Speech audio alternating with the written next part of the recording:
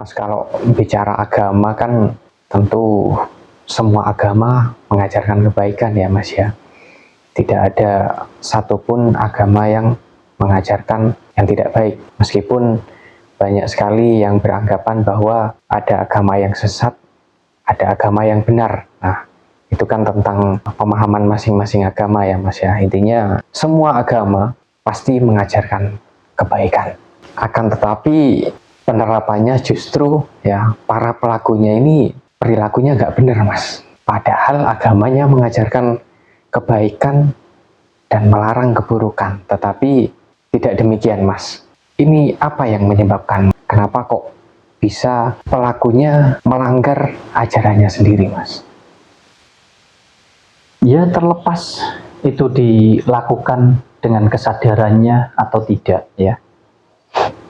Tentunya yang namanya manusia ya, mau itu di zaman kenabian, di zaman wali, sampai sekarang di zamannya kiai mungkin ya, di zaman kita sekarang ini tidak pandang bulu apapun backgroundnya, jabatannya, seberapa pinter secara pendidikan, akademiknya dan lain sebagainya, mau profesi apapun itu, kembali lagi semua tergantung kepribadiannya.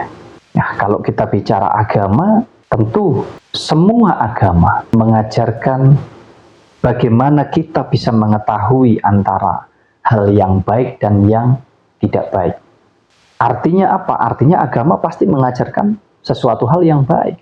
Karena kita bisa membedakan, oh kalau ini yang baik berarti yang tidak baik ini loh. Kalau ini yang benar berarti yang nggak benar itu yang ini loh. Nah, apa kemudian ada agama yang salah? Salah dan benar itu penilaian kita sebagai manusia.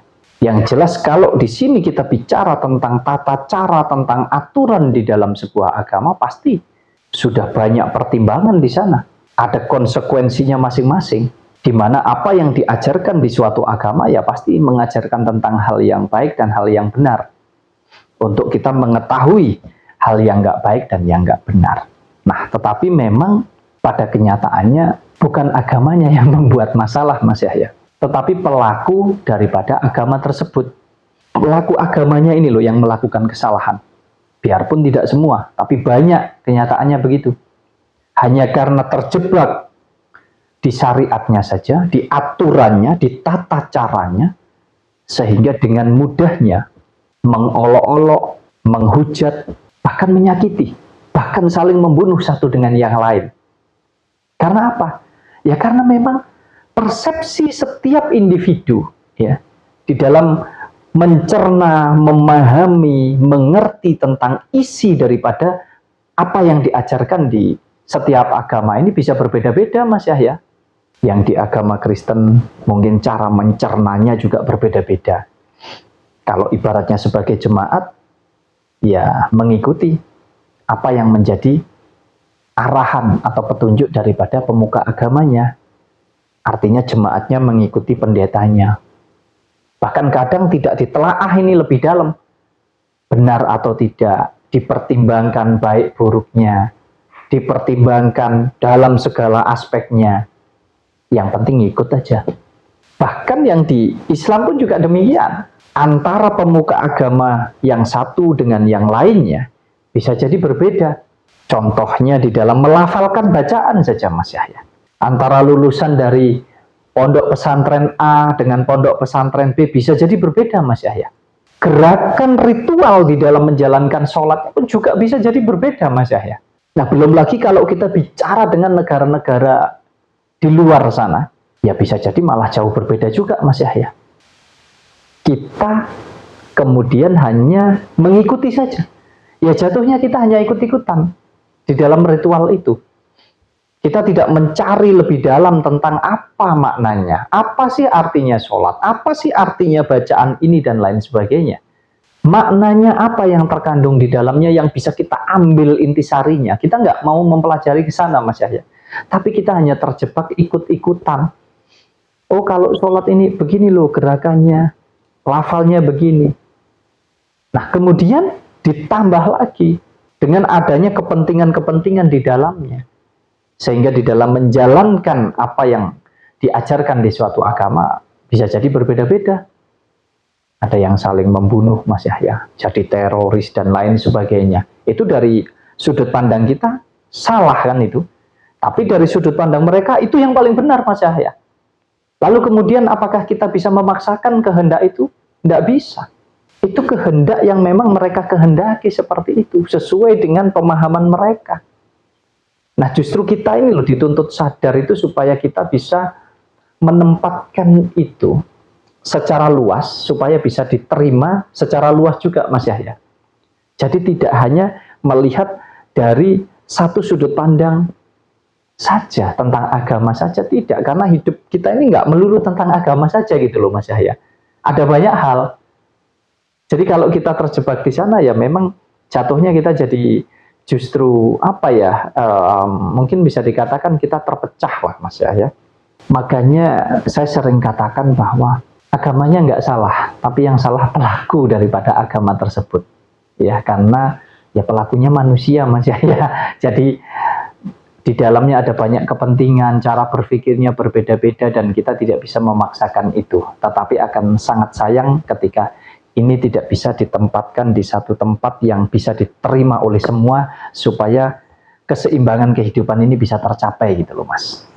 Iya, Mas, poinnya kan adalah mau agama apapun, yang jelas kita harus pakai agama itu untuk melakukan kebaikan ya, Mas ya. Bukan menggunakan agama itu untuk jadi alat pertengkaran ya. Nah, ini yang sering dijadikan kebiasaan. Nah, bukan dijadikan sebagai pedoman ya untuk menuju kepada Tuhan.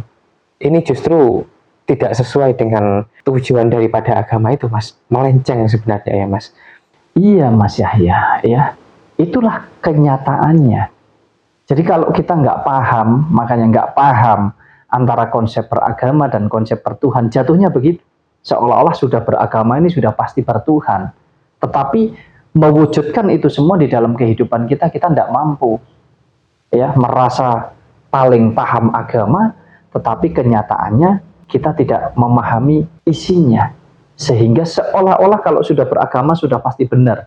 Bahkan segala sesuatu yang busuk sekalipun kalau sudah dibungkus melalui embel-embel agama ini tadi, jadi seolah-olah paling suci, Mas Yahya. Nah, ini kembali lagi kepada kita sih, Mas Yahya. Kita mau atau tidak begitu saja. Bahkan agama itu kalau kita nggak sadar, Mas Yahya, kita nggak paham. Bukan salah loh ya, kita beragama, bukan. Tetapi kalau kita tidak masuk di dalam kesadaran diri kita yang sesungguhnya, bahwa kita ini hidup ini nggak sendiri ya, kita hidup ini luas banget ya dalam segala hal. Agama ini justru akan menjadi alat yang bisa memecah belah. Agama bisa jadi alat yang hanya akan membeda-bedakan, mengkotak-kotakkan, Mas Yahya, satu dengan yang lainnya. Oh, agama A misalkan warnanya merah, agama B warnanya hitam, putih, dan lain sebagainya. Hanya karena warna yang berbeda-beda itu, seolah-olah warna kita yang paling benar, yang paling baik, dan warna-warna yang lain ini nggak benar dan nggak baik. Padahal adanya satu warna ini tadi karena adanya warna-warna yang lain. Kalau nggak ada, nggak akan ada warna, Mas Yahya. Kita nggak akan memberikannya nama, betul nggak? Nah, dari sinilah kita dituntut untuk berpikir secara luas supaya kita tidak terjebak di sana, yang mana agama justru akan memecah belah kita, ya. Agama justru akan membuat kita saling menyakiti satu dengan yang lain, dan padahal tujuan kita beragama adalah kita ingin mencapai yang dinamakan bahwa kita ini bertuhan, kan begitu, Mas Yahya. Tetapi kenyataannya justru kalau salah kaprah, cara berpikirnya sempit, justru kita terjebak dan kita ya jatuhnya jadi merasa paling benar dan paling baik sendiri, yang lain nggak ada benernya gitu. Ini kan jatuhnya jadi bermusuhan satu dengan yang lain, saling menyakiti, Mas Yahya. Nggak menunjukkan bahwa kalau dikatakan bertuhan itu berarti kan harus saling mengasihi, saling mencintai, saling menyayangi dengan seluruh yang ada di alam semesta ini, Mas. Iya, Mas. Kalau sudah begitu, kan tujuan agama adalah bertuhan ya, Mas ya. Kan tetapi karena sudah dikotori ya oleh para pelaku yang nggak benar itu tadi, apakah sebaiknya kita meninggalkan agama, Mas, biar kita berkelakuan lebih baik? kembali lagi kepada pribadi kalau itu Mas Yahya. Ya, bukan karena agamanya ya. Bukan karena agamanya, sekali lagi. Bukan berarti orang-orang yang nggak beragama juga pasti baik, belum tentu. Sudah pasti bertuhan, belum tentu juga. Jadi tolak ukurnya bukan di agamanya, kembali lagi bagaimana pribadi kita. Makanya kadang ya Mas Yahya, kadang untuk orang-orang yang tidak mempercayai tentang ketuhanan, tentang agama, sehingga memilih untuk tidak beragama, tidak percaya dengan Tuhan, apa disebutnya ateis ya kan? Yeah. Kadang itu cara berpikir mereka ini kadang justru lebih mulia Mas Yahya dibandingkan dengan orang-orang yang merasa paling beragama dan merasa paling bertuhan. Biarpun tidak semua ya, tentu kembali lagi ini kepribadian manusia itu berbeda-beda. Tetapi ketika mereka orang-orang yang ateis, yang tidak percaya agama, tidak percaya Tuhan, ini sudah merasa bahwa sudahlah, nggak penting kita bicara tentang Tuhan. Kita tidak bisa bertemu lah, kita tidak bisa membuktikan di mana keberadaan Tuhan. Mereka lebih meyakini, lebih mempercayai kehidupan yang sekarang ini di dunia. Bagaimana mereka bisa menjalani hidup ini dengan baik, dengan benar, sesuai dengan pola pikir mereka. Ini terlepas dari benar atau tidaknya mereka tidak percaya dengan Tuhan ya Mas Yahya. Lepas dari situ, kita tidak mau masuk ke sana. Kita tidak mau menghakimi bahwa seolah-olah keyakinan mereka salah. Sudah salah dan benar kita bawa sendiri-sendiri saja. Tetapi saya mau katakan bahwa kadang lebih mulia ateis itu karena mereka justru bisa lebih menghargai kehidupan ini. Mereka tidak mau terjebak berpikir tentang ketuhanan, tapi mereka justru ingin mengembangkan hidupnya. Bagaimana dia bisa menjalani hidup ini dengan baik, dengan benar. Artinya apa? Dia tidak akan menyakiti orang lain karena ketika dirinya disakiti, dia merasa sakit.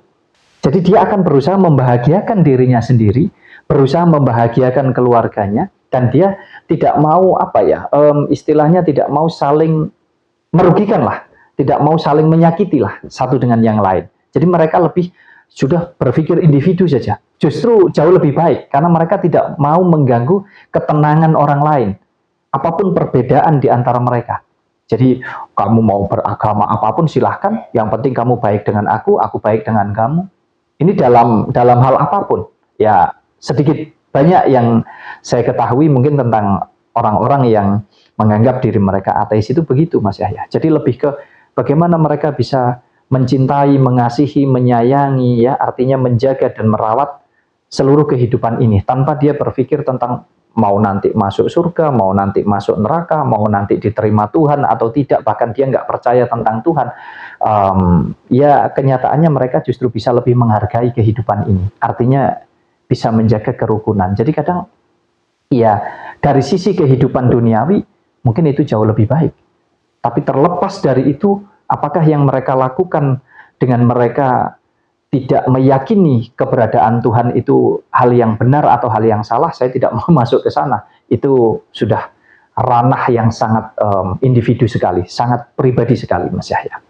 Ya, artinya agama bukan tolak ukur ya Mas untuk kita menjadi lebih baik ya dengan perilaku kita. Bahkan juga tidak beragama pun bahkan lebih baik daripada orang yang beragama ya Mas. Jadi semua tergantung dari pribadi masing-masing. Ya, semua kembali kepada pribadi masing-masing. Makanya penting sekali kita berkesadaran, sadar bahwa kita ini adalah hasil daripada penciptaan.